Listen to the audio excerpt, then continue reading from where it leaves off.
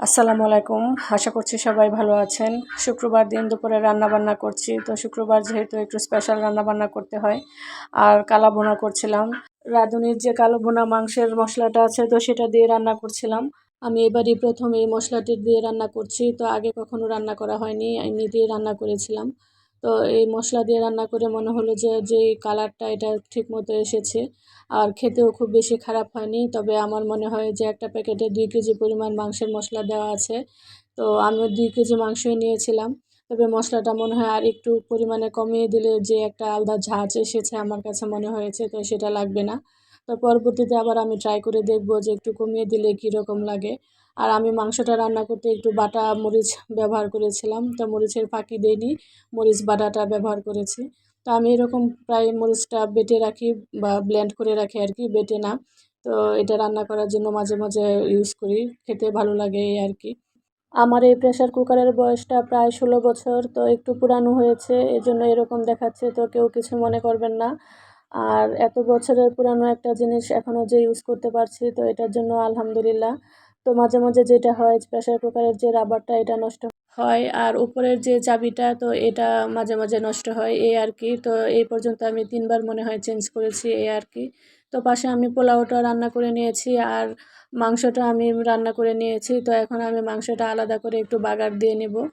আমার সংসার জীবনের ১ম হাঁড়ি-পাতিল এখনও আমার কাছে ২-১ টা আছে। তো এগুলো আমি ইচ্ছা করে রেখে দিয়েছি, ফেলে দেই না। তো একটা পাতিলে আমি এখনও ভাত রান্না করি।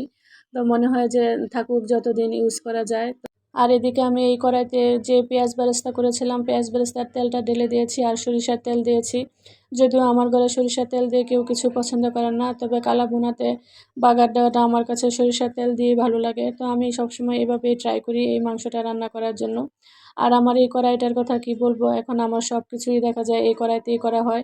ছোট কোনো ভাজি করলেও আমি এই কড়াইতে করি, বড় কোনো রান্না করলেও আমি এই কড়াইতেই করি। আর এটা কিন্তু অনেক বড় মাপের একটা কড়াই, তো ৪০ সিএমের। আর এটা দিয়ে কিন্তু মানে প্রায় ৫ কেজি মাংস রান্না করা যায় এটাতে। আর এটাতে সবকিছু রান্না করা এত বেশি ভালো লাগে, কি বলবো, কোনো কিছুই লেগে যায় না। এজন্য রান্না করতে সবসময় ভালো লাগে। তো আর এই পাশে আমি আমার ছোট ছেলের জন্য একটু মুরগির মাংস রান্না করে নিচ্ছি। ও যেহেতু গরুর মাংসটা খাবে না, তো ওর জন্য মুরগির মাংসটা রান্না করে নিয়েছি। তো অল্প একটু মুরগির মাংস নিয়েছি, শুধু লেগ পিসটা নিয়েছি। তো লেগ পিসটা থেকে যতটুকু বের হয়েছে মাংস, তো এতটুকুই নিয়েছি। আর যেহেতু শুক্রবার দিন, তো এজন্য আলাদা করে একটু ওর জন্য মুরগির মাংস রান্না করেছি। আর শুক্রবার দিন না হলে ওকে চেষ্টা করতাম গরুর মাংস দিয়ে খাওয়ানোর জন্য। তো স্পেশাল দিন, তো স্পেশাল করে একটু রান্না করা আরকি। তো আর হাদিসে কিন্তু এসেছে শুক্রবার দিনটাকে ঈদের দিনের মতো মনে করা। তো ভালো কিছু রান্না করা, ভালো-মন্দ, আর পারলে নতুন জামাকাপড় পরা। তো এই আরকি হাদিসে এরকম কম বেশি এসেছে। তো এই মাংসটা আমি কিন্তু অনেকক্ষণ চুলাতে বসিয়ে রেখেছিলাম। আর আস্তে, আস্তে মিডিয়াম আঁচে বসিয়ে আমি কিছুক্ষণ পর, পর এভাবে নেড়ে দিচ্ছিলাম। তো অনেকক্ষণ বসিয়েছিলাম, প্রায় ২৫ থেকে ৩০ মিনিটের মতো ঢেকে দিয়েছিলাম। আর এই তো ফাইনাল লুক তো এরকম হয়েছে। আর খেতেও কিন্তু ভালোই লেগেছে। তবে আমার কাছে একটা ঝাঁঝ লেগেছে। সবাই বলেছে তাদের কাছে কোনো ঝাঁঝ লাগেনি। তো আমার কাছে কেন জানি লেগেছে, ঠিক বুঝতে পারছি না। আর আজকে যখন সবকিছু গুছাতে যাচ্ছিলাম, তো আমার হাত থেকে পড়ে ৩ টা প্লেট ভেঙে গিয়েছে। তো কি আর করা? আর সবকিছুরই নাকি একটা নির্দিষ্ট সময় থাকে। তো এই নির্দিষ্ট সময়ের পরে সেই জিনিসটা আর থাকবে না। তো এটাই মনে হয় হয়েছে। আমার প্লেটগুলোর মনে হয় এটাই একটা নির্দিষ্ট সময় ছিল। তো এই সময়ের পরে সেটা আর থাকবে না। এটাই স্বাভাবিক। এই প্লেটগুলো আমার রিজিকে এতটুকু পর্যন্তই লেখা ছিল। আমি এইটুকু সময় পর্যন্ত এটা ইউজ করব। তো এজন্যই মনে হয় ভেঙে গিয়েছে। তো রিজিক শেষ হয়ে গিয়েছে। এজন্য এগুলো আর ব্যবহার করতে পারছি না, ভেঙে গিয়েছে এই আরকি। তো আমি এখানে ৩ টা প্লেট নিয়েছি আর মাটির ২ টা নিয়েছি। তো আর ভিতর থেকে আজকে আর প্লেট বের করিনি শোকেস থেকে। তো অন্যান্য শুক্রবার দেখা যায় আমি শোকেজের ভিতর থেকে প্রয়োজনীয় যা লাগে সবকিছু নামিয়ে তারপরে আ চেষ্টা করি আরকি টেবিলে দেওয়ার জন্য। আর এই তো এই শীতের দিনে ঠান্ডা পানি খাওয়ার জন্য মাটির জগটা কিনেছি আর ২ টা মাটির মগ কিনেছি। তো এই মাটির মগের মধ্যে বা মাটির জগে যে পানিটা রাখি ঠান্ডা, এত বেশি ভালো লাগে খেতে। আর আগে যখন গ্রামে তো বড় হয়েছি, তো আমাদের বাড়িতে সবসময় দেখতাম শীতের দিন শীতের দিনে রাতে কলসিতে পানি রেখে দিত, মাটির কলসিতে, আর সকালবেলা এটা সবাই খেতাম।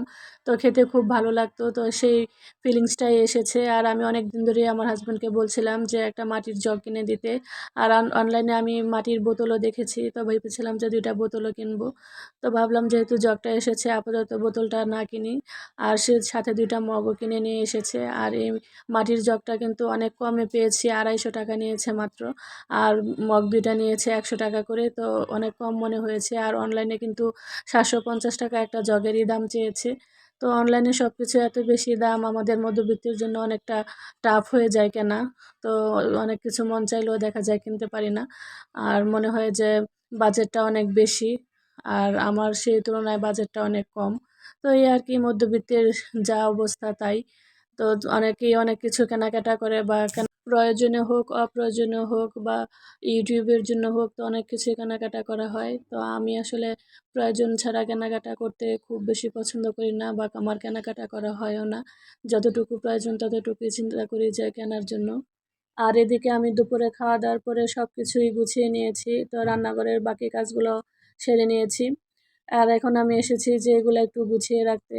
আর এই সেলফটা মুছে নিয়েছি। যেহেতু ২ দিন ধরে মোছা হচ্ছে না, অনেক বেশি ময়লা পড়েছে। তো পুরো সেলফটাই মুছে আমি গুছিয়ে নিয়েছি। আর প্লাস্টিকের যে সেলফগুলা ছিল আমার রান্নাঘরে, তো সবগুলাই ভালো করে ধুয়ে দিয়েছিলাম। ধুয়ে তারপরে আবার মুছে নিয়েছি। যেহেতু অনেক বেশি ধুলাবালি পড়ে, তো দেখা যায় ময়লাটা অনেক বেশি হয়ে গিয়েছিল। আর অনেকদিন ধরে এগুলো আমি খুলে পরিষ্কার করছি না। তো এভাবেই শুধু উপর দিয়ে মুছে রাখতাম সপ্তাহে ১ দিন। তো এজন্য দেখা গিয়েছে অনেক বেশি ময়লাও হয়েছে। আর আমার রান্নাঘরে যেহেতু আ কি বলে চিকেন হুড নেই। তো এইজন্য আমার আরও বেশি তেল চিটচিটে হয়ে যায় পুরা রান্নাঘরটা। যে অ্যাডজাস্টার ফ্যানটা আছে, তো সেটা দিয়ে তেমন বেশি কাজ হয় না। আর আমার রান্নাঘরে যেহেতু তেল চিটচিটে ভাবটা বেশি হয়, এটার আরেকটা কারণ হচ্ছে আমি খুব বেশি ভাজা-পোড়ার আইটেম করি। তো এজন্য আমার রান্নাঘরটা খুব বেশি তেল চিটচিটে হয়ে যায়। এজন্য আমার কাজ করতেও খুব অসুবিধা হয়। আর আমি আগে এই জায়গাটা গুছিয়ে নিচ্ছিলাম, কারণ আমার এই জায়গাটা খুব প্রয়োজনীয় একটা জায়গা। সবকিছু আমাকে এই জায়গায় দাঁড়িয়ে থেকে করতে হয়। তো ভেবেছিলাম যে এখানের জন্য একটা কিছু বানিয়ে নিবো। যেহেতু মাঝখানে আবার বাসা চেঞ্জ করবো চিন্তা করেছি। তো এইজন্য আর এই জায়গাটার জন্য কিছু বানাইনি। তো এখন দেখি চেষ্টা করব একটা কিছু বানিয়ে নেওয়ার জন্য। যেন আমার কাজ করতেও সুবিধা হয়। একটা ক্যাবিনেটের মতো বানিয়ে নেবো আরকি। তো আপাতত আমার মসলার যে বক্সগুলা আছে, ঝুড়িগুলি, তো সব আমি আমার এই ক্যাবিনেটটাতে রেখেছি। তো কিছু জিনিস এখানে গুছিয়ে রেখেছি। তো আর প্লেট বাটিগুলাও সব এখানে গুছিয়ে রেখেছি। বাকিটা আমি আস্তে গুছিয়ে নেব। যেহেতু আজকে অনেক বেশি এলোমেলো, কোনোরকম যাতে রান্নাঘরে চলতে ফিরতে পারি। এজন্য আমি একটু গুছিয়ে নিয়েছি। আর এই তো আমার এই মগ আর কাপগুলা এখানেও রেখে দিয়েছি। তো সবাই ভালো থাকবেন, সুস্থ থাকবেন। আসসালামু আলাইকুম। আল্লাহ হাফেজ।